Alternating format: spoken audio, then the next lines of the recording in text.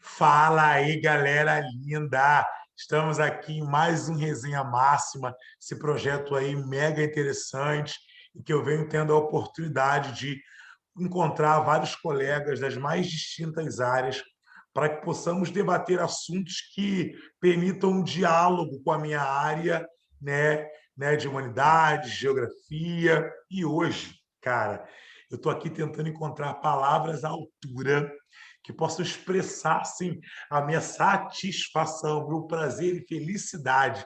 Eu estou com ela, a rainha da língua portuguesa, minha besta perfeita, Paula Rocha.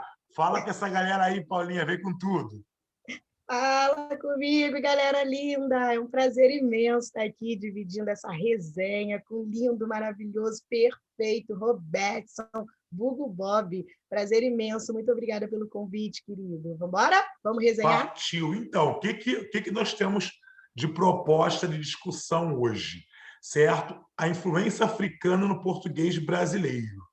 Então, a nossa ideia aqui é bater um papo, né, traçando aí a visão da Paula como profissional de linguagens, eu com geografia, dialogando também um pouquinho com a história, para que nós entendamos, certo, o quão de africano tem, né, o quão africano é, na verdade, o nosso português aqui do Brasil. E para não ficar solto, né, para que nós tenhamos o mínimo de discernimento aí para entendermos a relação, como houve o contato, né, do português falado no Brasil com as línguas de origem africana, vou traçar aí um paralelo entre tempo e espaço para clarificar essa ideia. Então, para que isso fique aí bem organizado na sua cabeça, temos que retornar, né, a um capítulo assim bastante triste, né, e comprometedor da nossa história, que foi, na verdade, a escravidão. Então, esse contato entre as línguas africanas com o português falado no Brasil, ele foi sendo construído a partir, né, do fluxo de escravos, né, trazidos para o Brasil, aí do século XVI ao século XIX, só para que nós tenhamos aí uma ideia a nível de número, aproximadamente 4 milhões e meio de pessoas, né, entre crianças, homens e mulheres, foram trazidos compulsoriamente para o Brasil para servir como mão de obra escrava. Então, o Brasil foi o espaço que mais absorveu esse fluxo, né, de mão de obra escravizada, correspondendo ao longo desse período abordado a um terço de todo esse número. Então, tivemos uma grande quantidade de representantes, né, de inúmeros povos africanos por um longo período, levando em consideração que o Brasil foi o último país das Américas a abolir a escravidão. Aqui no mapa, exposto no slide, a gente consegue identificar, inclusive, ao longo desses séculos abordados, né, as origens, as áreas de onde vieram os principais fluxos que aqui se estabeleceram no Brasil. Então, ali nos séculos, né, entre os séculos XVI e XVII, ali na África Centro-Ocidental, principalmente de Angola, e aí nos séculos XVIII e XIX nós vamos ter as áreas ali, né, no Golfo de Benin, mais especificamente na Nigéria e no sudeste da África, vindo de Moçambique, os principais fluxos, né, de população africana para o nosso país que estão aí dentro do contexto do que estamos abordando hoje. Só para já deixar uma deixa, um link para a participação para o show que a Paula Rocha dará, eu percebo no senso comum que há uma ideia errônea de homogeneização da cultura africana, porque há um predomínio de população negra, acha-se que automaticamente ali encontraremos, né, apenas uma religião professada, apenas um idioma falado, poucos, né, e simples hábitos. Não, a África ela é representada hoje com os seus 54 países por um grande sincretismo, uma profunda heterogeneidade cultural, e aí já, com aproximadamente aí 492 etnias, isso ainda havendo até uma falta de consenso fechado entre antropólogos e outros estudiosos da área de humanas, aí aproximadamente umas 92 línguas faladas, o que daí os 30%, né, dos idiomas falados pelo mundo. E a Paula vai também entrar nesse tema aí, que desses idiomas oficiais aí, que passam, né, de 2.000, que se aproximam de 3.000, muitas subdivisões, né? Mais de 8.000 dialetos. Então, diversidade linguística é o que representa, né, os povos africanos. Paula, deixo com você, vai com tudo. Mudei para o próximo slide, lindo. Agora. Então, pegando a deixa aí do Bob, dentre os inúmeros povos africanos que aqui chegaram desde a escravidão, tivemos aí alguns que se destacaram em relação à influência da nossa língua portuguesa falada nos dias de hoje. Então, os povos que vieram da Nigéria, da Angola, né, a gente percebe aqui uma influência muito intensa do Iorubá, dos povos bantus, né? Então, essa língua banto, na verdade, que chega com muita influência, com muita força no nosso falar brasileiro até os dias de hoje. E aí, queridos, é importante entender também que, além da língua, né, esses povos trouxeram uma riqueza, uma diversidade muito grande de histórias, uma cultura muito rica. As suas lendas, as suas religiões, as suas histórias contribuíram muito com o que a gente tem no nosso dia a dia. Ou seja, essa herança africana, ela faz muito mais parte do nosso cotidiano, do nosso dia a dia, do que a gente imagina.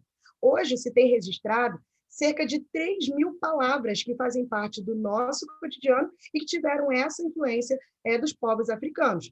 Por exemplo, passa aí para a gente, Bob, por gentileza. Sim. Não sei se vocês sabem, mas palavras muito comuns do nosso cotidiano, como bagunça, acarajé, cachaça, Bob, samba, ó que delícia! Isso! Gatilho, gatilho, gatilhei, Muito! gatilhei. Ai, acaba a pandemia. Canjica, adoro também. Quiabo, jiló, fubá, bunda, gente, ó, de origem africana também, farofa. Então, assim, por mais que não tenhamos a dimensão, né, dessa influência africana ao produzirmos palavras no nosso cotidiano, elas estão aqui intrínseca ao nosso falar.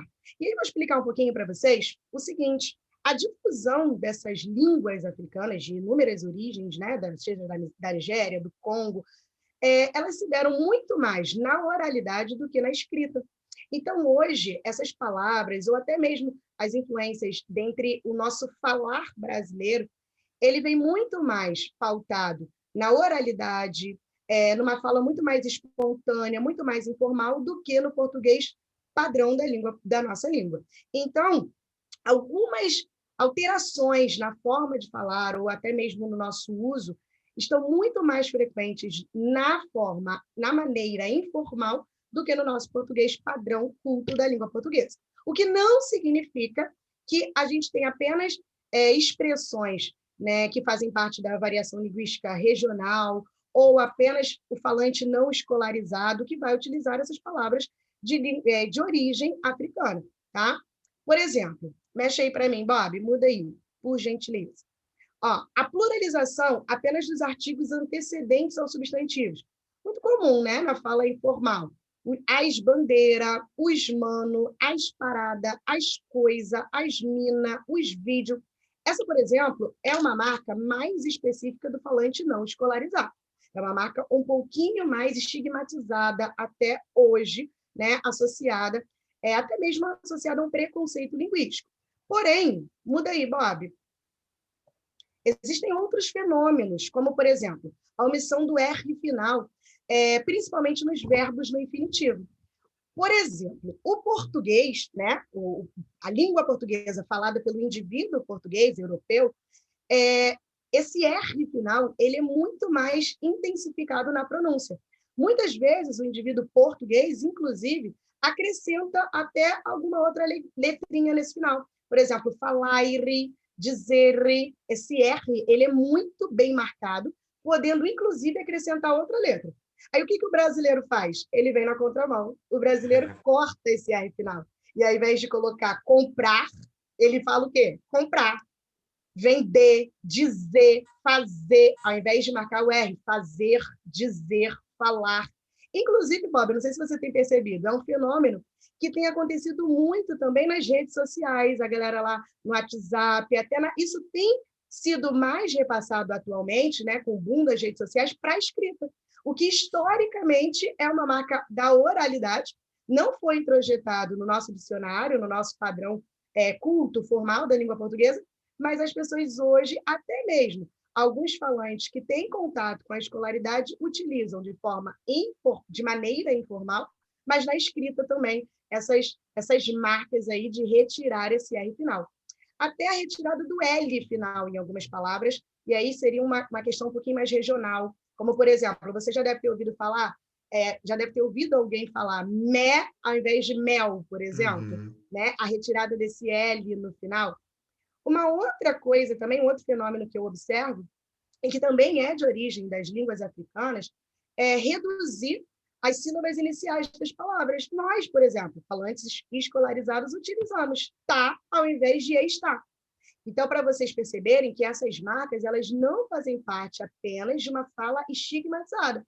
Ela já está incutida no vocabulário geral, né, dos falantes de língua portuguesa atualmente. Então, por exemplo, o C ao invés de você, que também é uma marca, e, inclusive, hoje em dia, a gente já usa o C, né?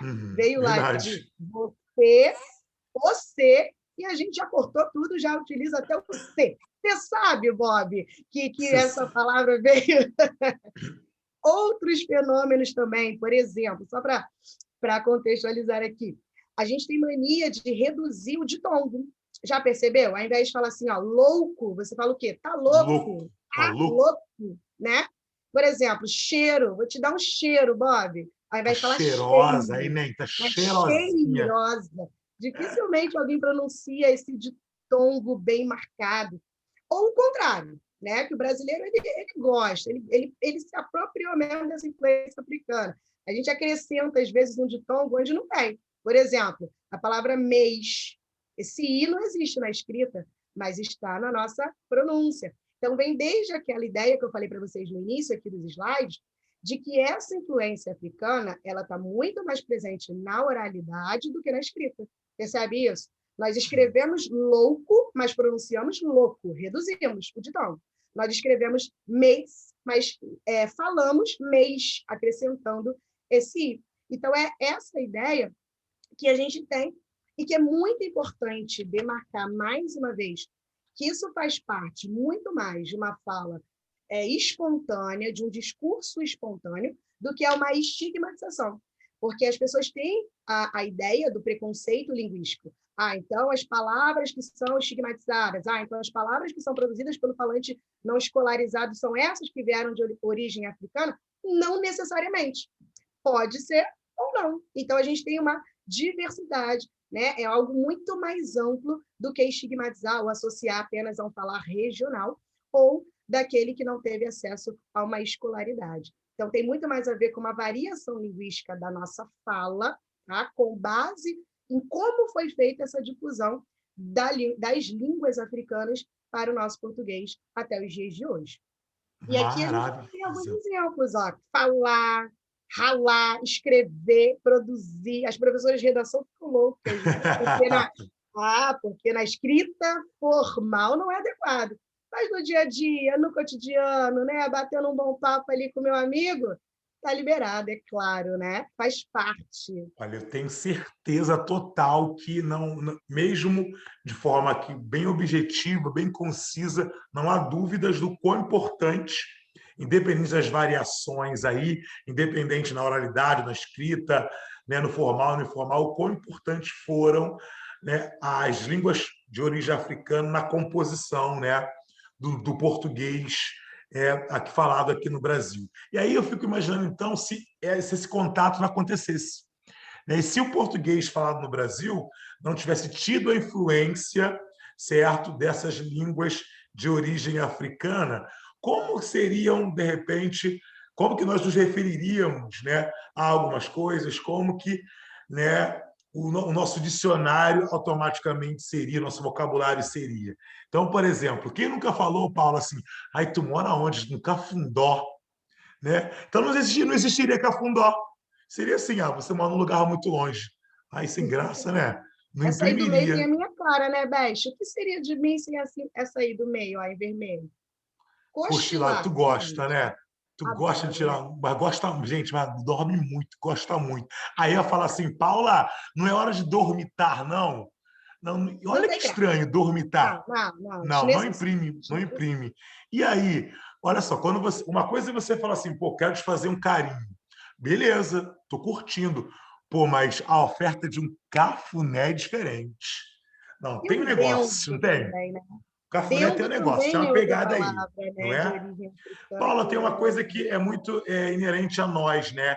Nós temos irmãos mais velhos. Você, a Larissa e eu, o Richardson, nós somos irmãos caçulas, filhos caçulas, né? E se não fosse a herança africana, nós seríamos filhos benjamins? E esquisitão, né? Péssimo, Muito, péssimo, não muito. gostei. E Caçulinha, aquele, adoro ser a caçulinha. e aquele camundonguinho que às vezes aparece, você tem uma cara que sobe em cadeira e tudo. Como é que é a tua relação?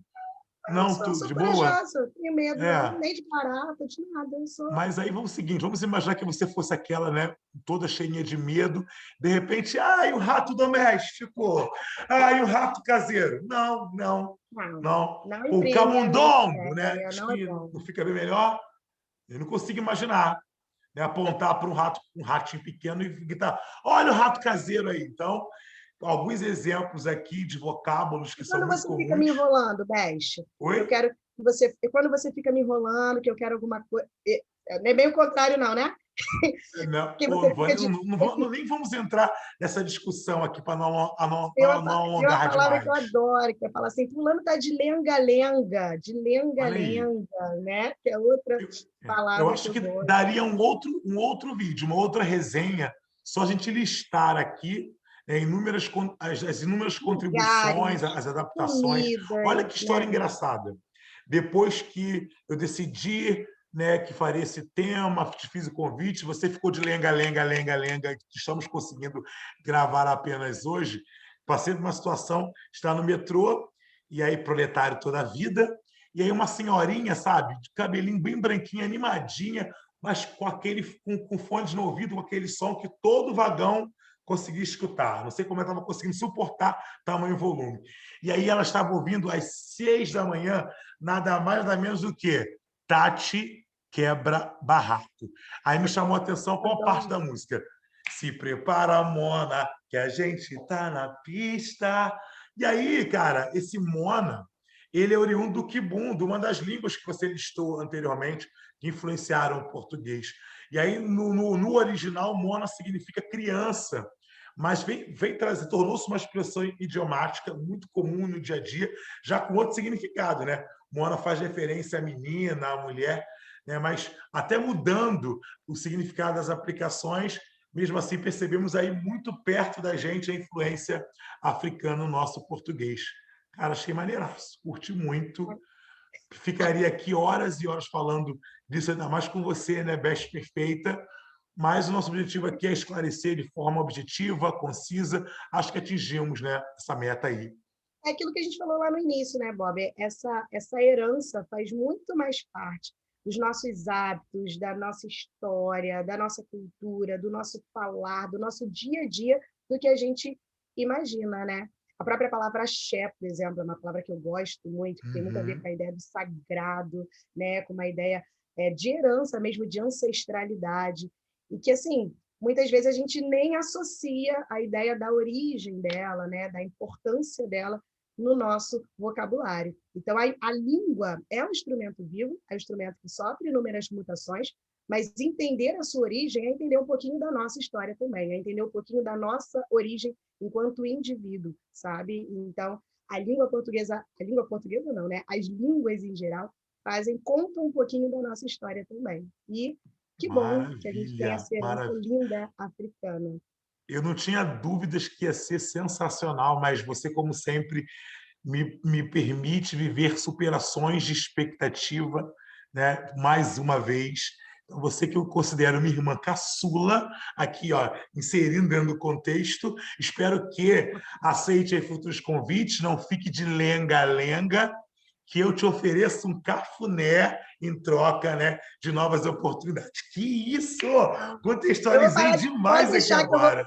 Pode deixar que eu vou parar de fazer dengo, tá? E eu vou te chamar para um samba quando a pandemia passar.